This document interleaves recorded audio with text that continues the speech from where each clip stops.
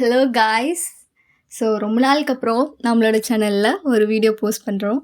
So நடுவில் சில பல ஒர்க்ஸ் அண்டு என்னோடய எக்ஸாம்ஸ், ஸோ இந்த மாதிரி நிறைய ப்ரிப்பரேஷன்ஸ் போயிட்டு இருந்ததுனால என்னாலேயும் ரெகுலராக எந்த வீடியோவும் கொடுக்க முடியலை.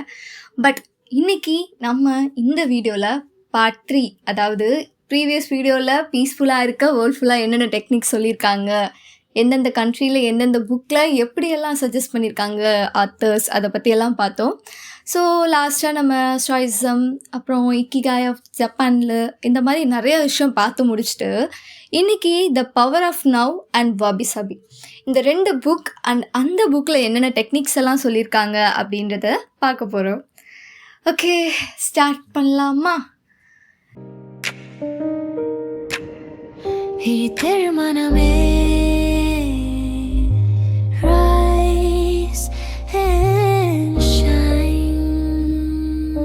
இந்த வீடியோவை கேட்குற நீங்கள் அமைதியாக உங்களுடைய ஒர்க் என்னவாக இருந்தாலும், இல்லை நீங்கள் ட்ராவல் பண்ணிட்டு இருந்தாலும் கண்ணை மூடிட்டு அடுத்து இந்த வேலையை பார்க்குறேன், இதை பண்ணுறேன், அதை பண்ணுறேன், மல்டி டாஸ்கிங் எல்லாம் பண்ணாமல் கண்ணை மூடி லிசன் பண்ணுங்கள்.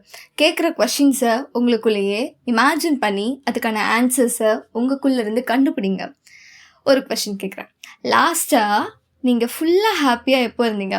மனசு ஃபுல்லாக சந்தோஷத்தோட, எந்த ஒரு கஷ்டமும் நான் எக்ஸ்ப்ரெஸ் பண்ணலை, நான் அதை எக்ஸ்பீரியன்ஸ் பண்ணாத மாதிரி ஒரு மூமெண்ட். எல்லார் லைஃப்லேயும் கஷ்டம் இருக்கும் தான், இல்லாமல்லாம் வாழ்ந்து அந்த வாழ்க்கையே தாண்டிட்டேன் அப்படின்லாம் யாருமே சொல்ல முடியாது.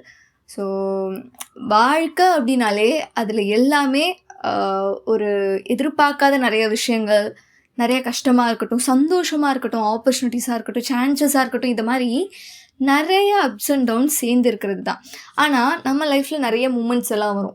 அந்த சில பல தருணங்கள் வரும் பொழுது நம்மளையும் அறியாமல் நம்ம அந்த ஒரு நொடியாக இருந்தாலும் மனசுக்கு நிறைவாக ஃபீல் பண்ணுவோம். மனசோட முழு மனசோட சந்தோஷமாக இருப்போம்.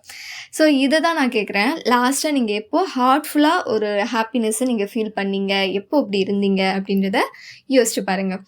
எய்தர் அது உங்கள் ஸ்கூல் டேஸாக இருக்கலாம், இல்லை சைல்ட்ஹுட்டாக இருக்கலாம், ஸோ இந்த மாதிரி டேஸாக இருக்கலாம், இல்லை மழையில் நீங்கள் நனையிறீங்க, சில்லுன்னு காற்றடிக்குது, ஸோ அந்த ஒரு சுச்சுவேஷனில் நீங்கள் ஹாப்பியாக இருந்திருக்கலாம். இல்லை கரண்ட்டு கட் ஆகிடுச்சு அப்படின்னா ஃபேமிலியோடு சேர்ந்து எல்லோரும் மொட்டை மாடியில் போய் உட்காந்து அம்மா சாப்பாடு செஞ்சு மேலே எடுத்துகிட்டு வந்து, ஸோ அதெல்லாம் சேர்ந்து நம்ம குடும்பத்தோட 4 பேரோ இல்லை கூட்டு குடும்பமாகவோ நம்ம உட்காந்து அந்த நிலாவை பார்த்து அந்த சாப்பாடு சாப்பிடும் பொழுது, இல்லை அந்த நிலாவை பார்த்துட்டு நம்ம பேசின அந்த நாட்கள், அது எல்லாமே உங்களுக்கான சந்தோஷத்தை தந்த விஷயமா இருக்கலாம். ஏன்னா அந்த டைமில் மைண்ட் ரொம்பவே சிம்பிளாக இருந்துச்சுங்க. ஆனால் இப்போது மைண்டு ஃபுல்லாக ஒரே பிஸி. பாடி இங்கே தான் இருக்குது, ஆனால் மைண்டு நாளைக்கு போயிடும். ஸோ நம்ம இங்கே ப்ரெசண்ட்டில் இருந்தாலும் நாளைக்கு என்ன பண்ண, நாளைக்கு என்ன நடக்கும், நாளைக்கு இந்த நிமிஷம் என்னவா நம்மளோட வாழ்க்கையில் ஒரு டாஸ்க் நமக்காக இல்லை நம்மளை சோதிக்க வெயிட் பண்ணிகிட்டு இருக்குது. அடுத்த ஒரு வாரத்துக்கு அப்புறம் என்ன ஆகும், இப்போ நல்லா தான் போயிட்டு இருக்கு இந்த ஜர்னி, இதுக்கப்புறம் என்ன ஆக போதோ, ஏதாக போதோ, அடுத்த ஒரு வருஷத்தில் என்னென்ன பண்ண, இதெல்லாம் நம்ம வாங்கணுமே, இதெல்லாம் பண்ணணுமே, இதுக்கு இன்வெஸ்ட் பண்ணணும், இப்படின்னு நம்ம கரண்ட் மூமெண்ட்டில் வாழ்ந்தாலும் நம்மளோட நினைவுகள், நம்மளுடைய திங்கிங் எல்லாமே ஒன்று கடந்த காலத்தை பற்றினதாக இருக்கும், இல்லை வரக்கூடிய அந்த எதிர்காலத்தை பற்றின சிந்தனையாக தான் இருக்கும். வாய் ரொம்ப ரோல் ஆகுது இல்லை? சரி, நம்மளுக்கு ப்ரெசண்ட்டில் வாழவே தெரியலைங்க. அதுதான் இங்கே நம்ம ஃபேஸ் பண்ணுற, இல்லை சால்வ் பண்ணவே முடியாதுன்னு ஃபீல் பண்ணுற நிறைய இக்கட்டான சூழ்நிலைக்கு காரணமாக இருக்குது. ஃபோனை ஸ்க்ரோல் பண்ணுறப்ப கம்பேர் பண்ணிப்போம். ஏன்னா நம்ம பார்க்குற ரீல் அண்ட் கண்டென்ட்ஸ் அப்படியாச்சே. ஸோ நல்லா வாழ்கிற ஒருத்தவங்கள பார்த்தா நமக்கு பொறாமன்னு கிடையாது, ஆனால் நம்ம வாழ்க்கை இப்படி இருக்கே, அதுக்கு காரணம் என்ன? சரி, நம்ம வாழ்க்கையில் நம்ம இதெல்லாம் ஃபீல் பண்ண முடியாமல், இதெல்லாம் என்ஜாய் பண்ண முடியாமலே நம்ம வாழ்க்கை முடிஞ்சிடுமா அப்படின்னு நம்ம அதை பார்த்த விஷயங்களை நம்மளுடைய கரண்ட் சுச்சுவேஷன் கூட நம்ம கம்பேர் பண்ணிக்கிறோம். நம்மளை அறிஞ்சும் அறியாமலும், தெரிஞ்சும் தெரியாமலும் நம்ம பண்ணுற சில மிஸ்டேக்ஸில் இதுவும் ஒன்று. அப்புறம் நைட்டு ஃபுல்லாக அதை நினச்சி ரெக்ரெட் பண்ணி தூக்கம் போகும். உன்னோட அந்த ஸ்லீப்க்கான அந்த ஷெட்யூல் மாறுறப்ப காலையிலே நீ எழுந்திருக்கிற டைமு, அப்புறம் நீ கிளம்பி வேலைக்கு போகிறதா இருக்கட்டும், இல்லை காலேஜ் கிளம்புறதா இருக்கட்டும், எல்லா ஷெட்யூலுமே அப்படியே அடுத்தடுத்து டிலே ஆகும். அந்த டிலேலே நீ கிளம்புறப்ப நிறைய விஷயங்கள் மறப்ப, நிறைய விஷயங்களை ஸ்கிப் பண்ணுவேன். ஸோ டென்ஷன் இன்க்ரீஸ் ஆகும். ஸோ இது எல்லாமே ஃப்யூச்சர் பற்றின ஃபியராகவே இருந்தாலும் தேவையில்லாத சில பல ஆணிகளில் இதுவும் ஒன்று. இதெல்லாம் சேர்ந்து நம்ம மைண்டை ஹெவியாக ஆக்கிடும். ஆனால் ஜப்பானும் ஸ்பிரிச்சுவல் ஃபிலாசபிஸ் அண்ட் சில சைக்காலஜிஸ் இதெல்லாமே சேர்ந்து ஒரு பியூட்டிஃபுல்லான ஆன்சர்ஸை நமக்கு தருது. அந்த ஆன்சர் தான் the power of now and wabi sabi. இந்த செஷனில் நம்ம ஃபுல்லாக கம்ப்ளீட்லி ஒரு பீஸ்ஃபுல் லைஃப்க்கான ஒரு ஹாப்பியாக வாழணும், நம்ம வாழ்க்கையை ஒரு பர்பஸ்ஃபுல்லாக மீனிங்ஃபுல்லாக கொண்டு போகணும் அப்படின்றதுக்கான சொல்யூஷனை கண்டிப்பாக பார்ப்போம். இந்த வீடியோவை முடிக்கிறப்ப உங்களுக்குள்ளேயும் அந்த புதிய மாற்றம், உங்களுக்கு தேவையான ஆன்சர் கிடைக்கும்னு நான் நம்புகிறேன். உங்களுக்கும் கண்டிப்பாக கிடைக்கும். சரி, ஒரு புக் இருக்குங்க. அந்த புக் என்ன அப்படின்னா த பவர் ஆஃப் நவ். இதை எழுதின ஆத்தர் தான் எக்கார்ட் டோல். ஸோ இந்த புக்கோட ஒன் லைன் மீனிங் என்ன அப்படின்னா, பாஸ்ட் போயிடுச்சு, ஃப்யூச்சர் இன்னும் வரலை, அது எப்போ ஃப்யூச்சரில் வருமா நடக்குமா எதுவும் தெரியாது, இன்றைக்கி இந்த மூமெண்ட் தான் ரியல் லைஃப். இது தாங்க இந்த புக்கோட சிம்பிளான ஒரு ஒன் லைனர். ஆனால் டீப்பாக யோசிச்சு பாருங்களேன், நம்ம படுற கஷ்டம் எல்லாமே பாதிக்கு மேலே நடந்ததே கிடையாது. நம்ம எதை நினச்சி ஓகே சஃபர் ஆகுறோம் இல்லையா, அந்த சஃபரிங் நம்ம கண்டிப்பாக ஃப்யூச்சரில் நடக்குமா அப்படின்னா கேள்விக்குறி. நீ ஃப்யூச்சரை நினச்சி தான் சஃபர் ஆவ, இல்லை பாஸ்ட்டை நினச்சி ரெக்ரெட் பண்ணுவேன். ஸோ இதெல்லாமே தேவையில்லாத சில விஷயங்கள், அது நம்ம மைண்டே நமக்கு க்ரியேட் பண்ணுற விஷயங்கள். மார்னிங் எழுந்த உடனே ஃபோனை ஓப்பன் பண்ணுவீங்க, அந்த சில நோட்டிஃபிகேஷனாக இருக்கட்டும், நியூஸாக இருக்கட்டும், இல்லை மற்ற பீப்புள்ஸோடைய சக்ஸஸாக இருக்கட்டும், அவங்களுடைய ஸ்ட்ரெஸ்ஸாக இருக்கட்டும், எல்லாமே உன்னோட மனநிலையை உனக்கே தெரியாமல் பாதிக்குது. So instead of that, morning எழுந்து ஒரு காஃபி குடிக்கிறதுக்கு முன்னாடியே உன்னுடைய மைண்டெல்லாம் நீ டயர்டாக்கிறதுக்கு பதிலாக உனக்கு சந்தோஷமான விஷயம், நீ ஒன்றை ஷேப் பண்ணிக்கிறதான விஷயத்த ட்ரை பண்ணு. அப்புறம் இந்த சோஷியல் மீடியா இந்த கண்டென்ட்டுக்குள்ளெல்லாம் வந்துக்கலாம். இதெல்லாம் பண்ணுறதுனால உனக்கே தோன்ற ஒரு விஷயம் என்ன அப்படின்னா, வாய் லைஃப் ஃபீல்ஸ் ஹெவி. லைஃப் உனக்கு ஹெவியாலாம் இல்லை. இங்கே யாரும் உன்னோட லைஃப்காக ஒரு பாறாங்கல் 2 பாறாங்கல் எல்லாம் தூக்கி உன்னை பிடிச்சிக்க சொல்லிட்டெல்லாம் போல ஹெவியாக இருக்குன்னு சொல்ல. ஸோ கான்ஸ்டன்ட் திங்கிங் தான் அதுக்கு ரீசன். உன் லைஃப் அப்படி உண்மையிலே இருக்கோ இல்லையோ, இல்லை இருந்துடுமான்ற பயமோ, ஆனால் அதை பற்றி நீ திரும்ப திரும்ப திரும்ப மாற்றிக்காமல் யோசிச்சுட்டே இருக்க பார்த்தியா, அந்த கான்ஸ்டன்ட் திங்கிங் தான் அந்த ஹெவினஸ்க்கு காரணம். சரி, ஒரு டீ போட்டு குடிக்கிறியோ, இல்லை டீ கடையில் போய் உட்காந்து குடிக்கிறியோ, டீ குடிக்கிறேன் அவ்வளோதான்.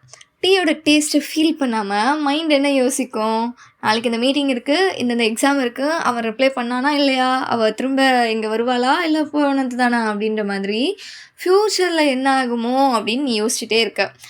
அப்படியே லேட்டாக என்ன ஆகிடும், நல்ல சூடாக கொடுத்த அந்த டீயே கோல்ட் ஆகிடும். ஆனால் உன்னோட மைண்ட் என்ன ஆகிடும், ஹாட் ஆகிடும் யோசிச்சு.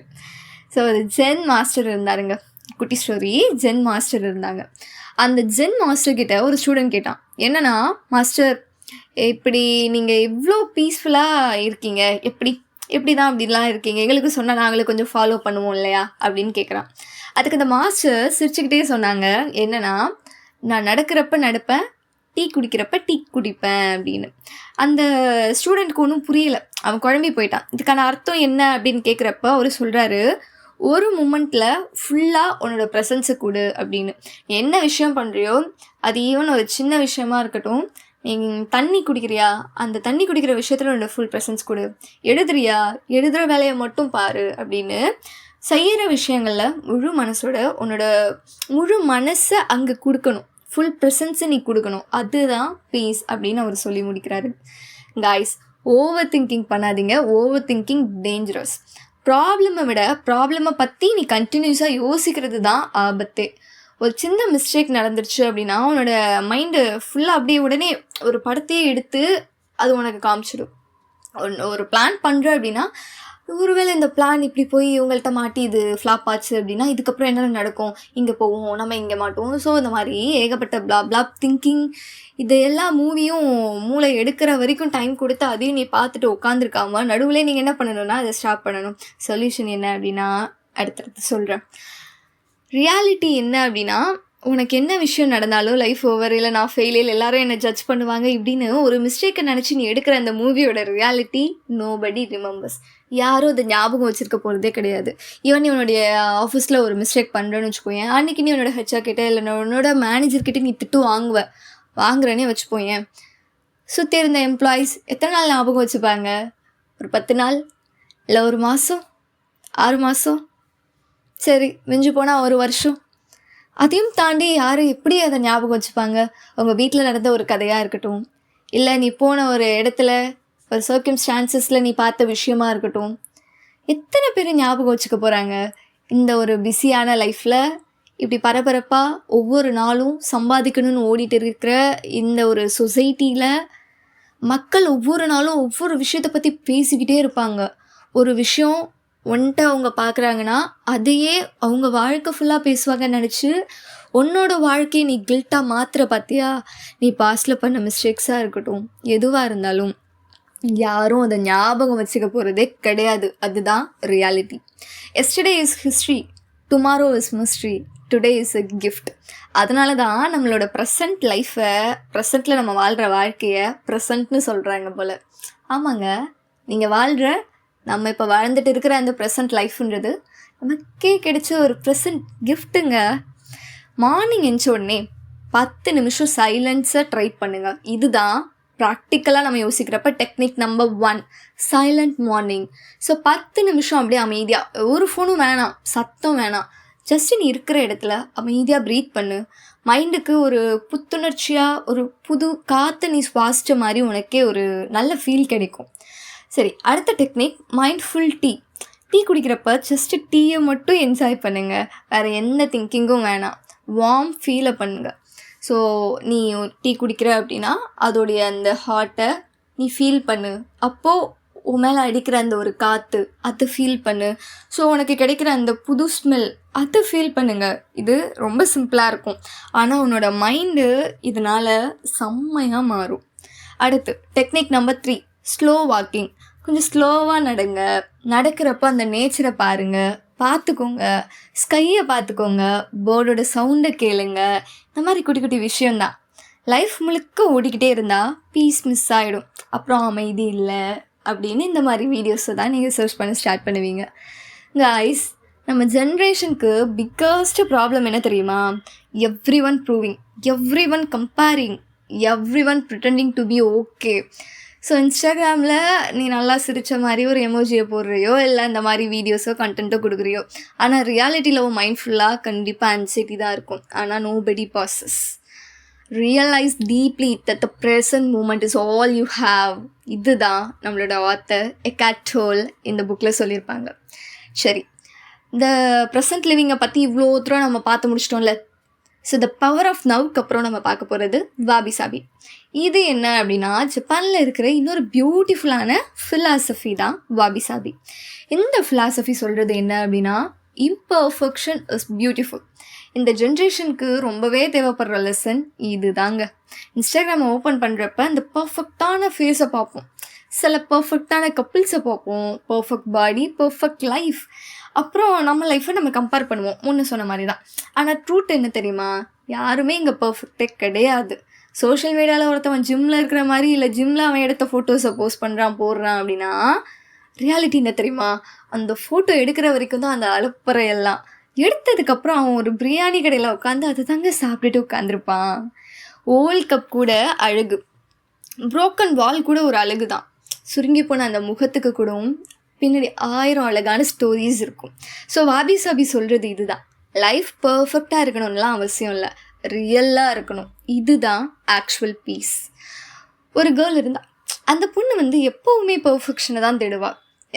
ஒரு ட்ரெஸ் பண்ணணும் அப்படின்னா பர்ஃபெக்டாக ட்ரெஸ் பண்ணணும், பர்ஃபெக்டான மார்க் எடுக்கணும், நல்ல பர்ஃபெக்டான ரிலேஷன்ஷிப் கிடைக்கணும்.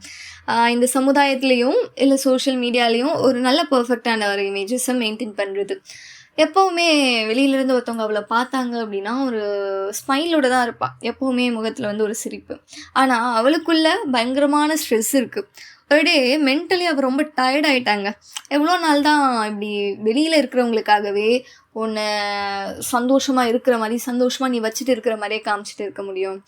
ஸோ அப்போ அவள் ஒரு லைனை படிக்கிறாள். அவள் என்ன லைன் அப்படி ரீட் பண்ணா அப்படின்னா, ஃப்ளவர்ஸ் கூட பர்ஃபெக்டான ஷேப்பில் ப்ளூம் ஆகுறது இல்லை. அப்போ தான் அவள் ரியலைஸ் பண்ணான், கரெக்ட் என்ன, ஒரு ஃப்ளவர் இயற்கையால் படைக்கப்பட்டது, அது இயற்கையாக மலரும் பொழுது கூட அதில் எவ்வளவோ இம்பர்ஃபெக்ஷன்ஸ் இருக்கும். ஆனால் ஃப்ளவர்னு சொல்லும் பொழுது நம்ம எல்லாருக்கும் அந்த இம்பர்ஃபெக்ஷன்ஸ் ஞாபகம் வருதா?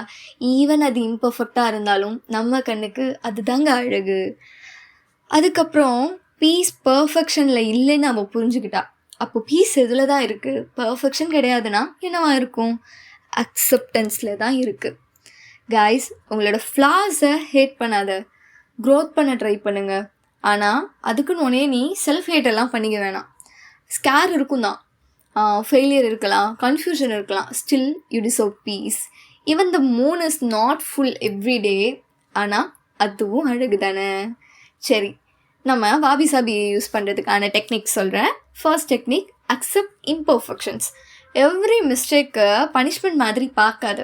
நீ அந்த மிஸ்டேக் பண்ணுறதுனால தான் அதுலேருந்து உனக்கான ஒரு லெசனை நீ கற்றுக்கிற. அப்போது லெசனை நீ லேர்ன் பண்ண ஸ்டார்ட் பண்ணுற. Accept imperfections. டெக்னிக் 2 என்ன அப்படின்னா, simple living. Less noise, less drama, less fake people. சிம்பிளான லைஃப் தான் பீஸ்ஃபுல்லான மைண்டுக்கு காரணம். டெக்னிக் 3, ஜேர்னல் யார் தாட்ஸ். மைண்டில் வச்சுக்கிட்டு சஃபர் பண்ணுறதை விட தயவு செஞ்சு ஒரு பேப்பர்லேயோ இல்லை ஒரு டைரியிலையோ எழுதிடுங்க. Sometimes paper understands better then people. சரி, லகும் என்ன சொல்லிச்சு? பேலன்ஸ். ஸ்டாய்சிசம் டெக்னிக் என்ன சொன்னிச்சு? Control reactions. The power of now என்ன சொன்னிச்சு? ப்ரெசண்ட்டில் வாழுங்கன்னு. வாபி சாபி என்ன சொல்லுதுன்னா, இம்பர்ஃபெக்ஷன் அக்செப்ட் பண்ணிக்கோங்க அப்படின்னு. எல்லாமே வேறு வேறு கண்ட்ரீஸ், டிஃப்ரெண்ட்டான ஒரு ஆத்தர்ஸ் எழுதின ஒவ்வொரு விஷயங்கள், நிறையா அவங்க மக்கள்கிட்ட பார்த்த விஷயங்கள். ஸோ டிஃப்ரெண்ட்டான புக்ஸ் தான், ஆனால் மெசேஜ் எல்லாம் சேமாக இருக்குல்ல. இந்த உலகம் வேகமாக ஓடுது. எவ்ரி ஒன் சேசிங் சம்திங், மணி, வேலிடேஷன், பர்ஃபெக்டான லைஃபு. ஆனால் இதுக்கு மத்தியில் ஓடி ஓடி ஓடி நாளுக்கு நாள் எதுக்காக ஓடுறோம், ஏன் மக்களோட பார்வைக்கு நம்ம இப்படி தெரியணுன்ற காரணமே தெரியாமல் நம்மளுடைய பீஸ்ஃபுல்லான ஒரு அமைதியை தொலைச்சிட்டு நிற்கிறோம். Rare, because people forgot how to sit quietly with themselves. So remember deeply, perfect லைஃப்லாம் தேவையில்லை, பீஸ்ஃபுல்லான மைண்ட் இருந்தால் போதும். சம்டைம்ஸ் ஹீலிங் கம்ஸ் ஃப்ரம் ஒரு காமான டீ, ஒரு ரெய்னியான ஒரு ஈவினிங், சில்லுன்னு காற்று வர்றது, ஒரு ஹானஸ்டான பேஜ், நீ உனக்கு எழுதிக்கிற ஒரு ஜேர்னல், ஒரு சைலண்ட்டான நைட், ஒரு deep breath, slow down, breathe, live. வாழுங்க, சந்தோஷமாக வாழுங்க, கரெக்டான அந்த ப்ரெசண்ட்டை அனுபவித்து வாழுங்க. பிகாஸ் உள்ளம் அமைந்தால் வாழ்க்கை அழகாகும். ஓகே, அடுத்த வீடியோவில் பார்ப்போம். டாடா. வெற்றி குரல், voice of victory.